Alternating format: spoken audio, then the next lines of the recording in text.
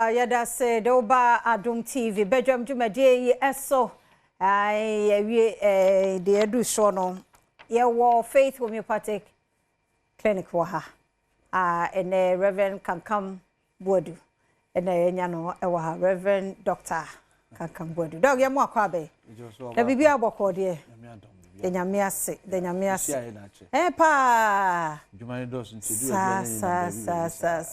sa ehuhia me gidi ye se mama nso ehuye prophetess ho ye pa sa adwuma mu so boko obo adwuma mo nkoso amu adwuma three branches ni adwuma ko gidi sa yeah ade ye hwede me da se ene ye hwe ye ni padua na ye pese hwe autoimmune disorder autoimmune disorder no ade a cause bebre obi had the treatment for a long time onya results bia obi sa na ho say na dey na me kwa me ya we by nature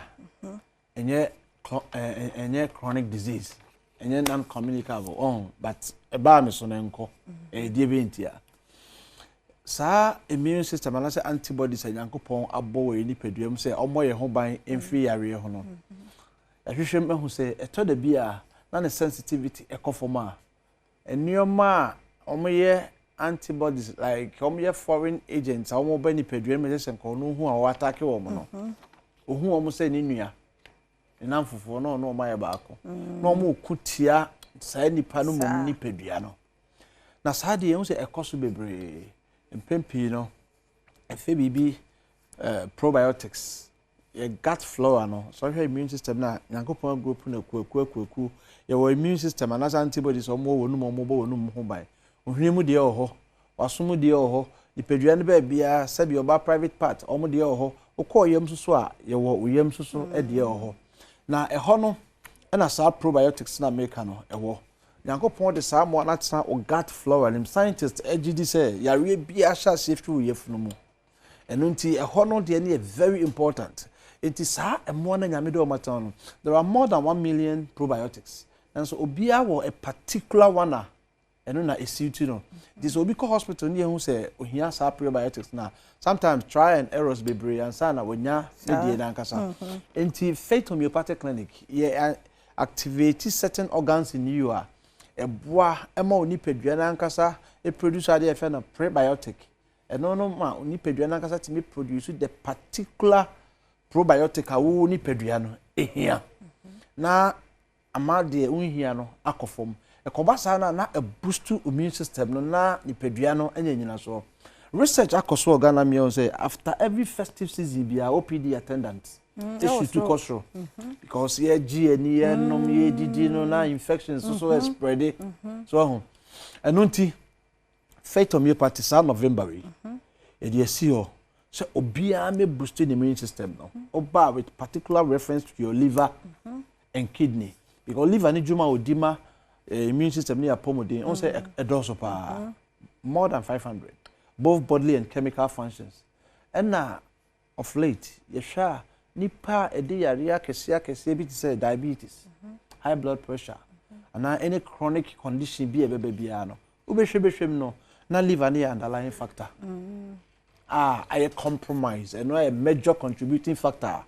among California saya. For example, nipa bia odidi a aduana odi bia converting to glucose energy, liver no save a cra a store na e de maun kakra as and when you need. This will be benya dysfunctional liver, na liver ntimi enye se adwuma na excess amount of glucose e ko mojamu pre diabetes ana ashase no. Enu ntino bosumi we die obi an take advantage braniam boost immune system nem fama said be ya nipadua no ebetime nya bambo ade e ha adwene pa ne say yare a by nature enye chronic but e ba wo so no abe chronic ni nyina ne say onipadua no entimi respond to treatment because antibodies no mbeboa amana koso no omo fight wa eno ntino obi an hye ne so pa ena ade ba koso ye hu say mezi nipa dom na ta ebo wadwenem ekotonro na saa de na amboaye ato na nkofo taaye obi de ne ho ato aduro so enwumre bia okoda oduro a ono ankasa enom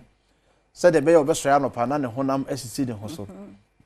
eno nti da bedru a ohia sa adru no pa emergency no this a double quadruple doses e de man na so kopedi ano in 10 no etwa no sa be affect the liver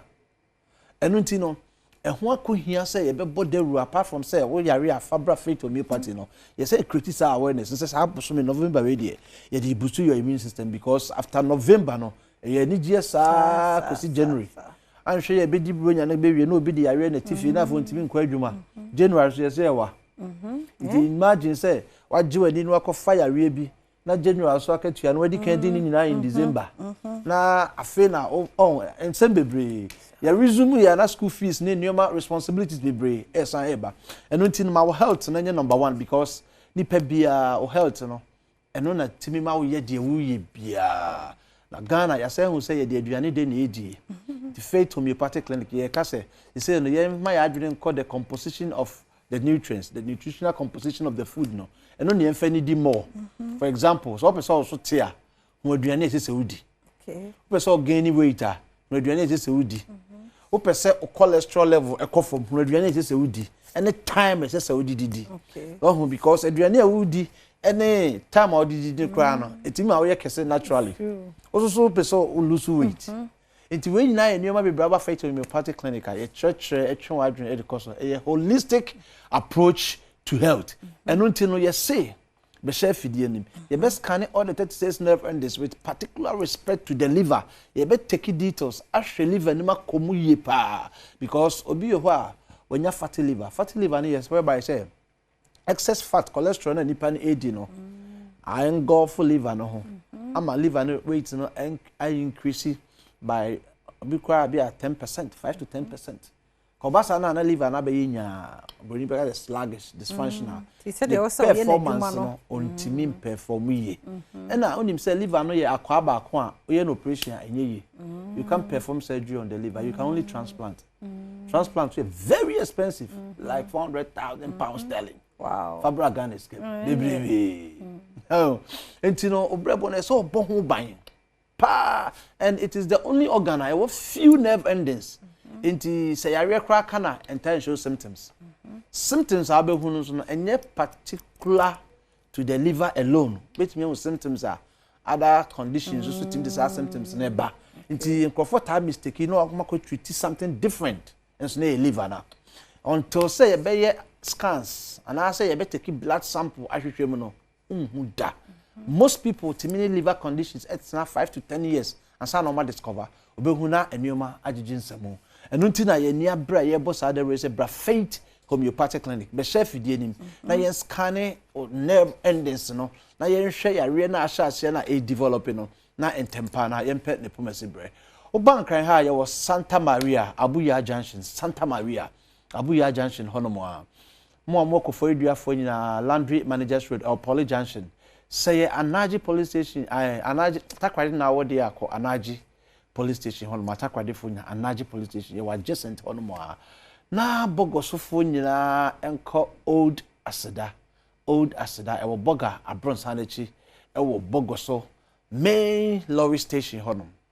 na kumase na wode ya say oba ahnema kokobin 18 mu hono mo a yare bia any changes bia wo hu ye sign e twenko adwen say self care no. It is the best way to detect diseases. One kasa oni pedua no se sakraya abamo a eno you are the best doctor. Okay, my number now doc. See number no 0540 710 940. 0540 710 940. And now say 0244 58 38 59. 0244 58 3859. Yare bia wo hu oni pedue ma onim se na won tisa sometimes and shase ma hu se yare but one changes o denya ne all of a sudden hu sa changes na nanka previously na tisa 1 week ago na tisa tie basa na entempa na etimi aso ano yeah that's it papa Reverend Doctor Kankan Boadu Faith Homeopathic Clinic now say one can we are in Quadia Oborama on Bejoso branches in so ye juma to Kohona Kodua Yarishe. me gusua kayo se kumpu Ghana cashback promo no koso kumpu Ghana na they say your friend of prime cashback season the kanyina ne se ne obeto ewo kumpu Ghana bia no discount ewo so yatete so enti wohunu kumpu Ghana wo mo branch bia bowre mo say ye Samsung na wohia LG TCL HB Dell Media Nasco Techno Infinix Itel product bia mabobo so bia bowre mo ewo kumpu Ghana one more prime cashback season no ekoso yatete so ebo no wo form kokoto bi na entumi emwa bebia IT ho niema mobile phones electronic products say your laptops say your printers say your desktops mobile phones tablets television fridges home theaters air conditions gas cooker ni nyina ne mabobo so nyina yatete so ewo kumpu Ghana ye prime cash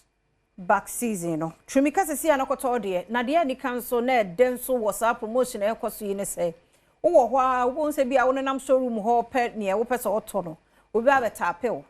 twimani ba ko abebo abeti abusa question ba ku mienu question no so ye niam na wo dan mu aho question utwa no so achede abubuja na wo de kure wo mpe we na opede promotion we run from Sabreya make say edikosi December nti fa ho hyem na kumpu Ghana be bia wo behunu bia na wo panima mo abobo so ya bowura mu na kwato bra yatetete so de amount for 0302 752020 0302 752020 abusia yi di won ma wodanti yen wo hye wo mo happy birthday na Awurade Adom ne nshira no nkoso anye kese emma won happy birthday enkoma Wendy Love efa boatema ona da so no ene wanya 1 year wow 1 year no it was you sure you do bro one happy birthday sa no mo de buy Wendy Love efa boatema oko school wo kwa woman international school wo papa honorable James efa enkoko MPP constituency treasurer ne ba edina wodanti one abusua ni nyina Wendy Love efa boatema happy birthday Awurade nhyira Awurade nya okese omo adom sonko na nyini be yo ba mu oba kese pa na fe osmon so di we aba happy birthday nkoma brother Gideon na kwasin cancer ono ya administrator wo Brekum Chelsea Football Club Gideon akwasin cancer happy birthday nkoma Awurade nhyira onye okese kusise obeye kese pa nti yem birthday celebrant na ne aha na yedi si mi ankasa me ba ye RB so di na woda ene RB birthday RB happy birthday Awurade nhyira Awurade nyo kese kusise obeye kese o ma me no papa me sem so for unu anom Yesu dia na dom fifi na kwa me said elikem ye nyina wish you happy birthday Awurade nhyira onyo kese kusise obeye kese pa me koma mbotman so aye krado cafe banwa ene ho no di interview no free said Tuesdays bia wote no no aye krado etwaso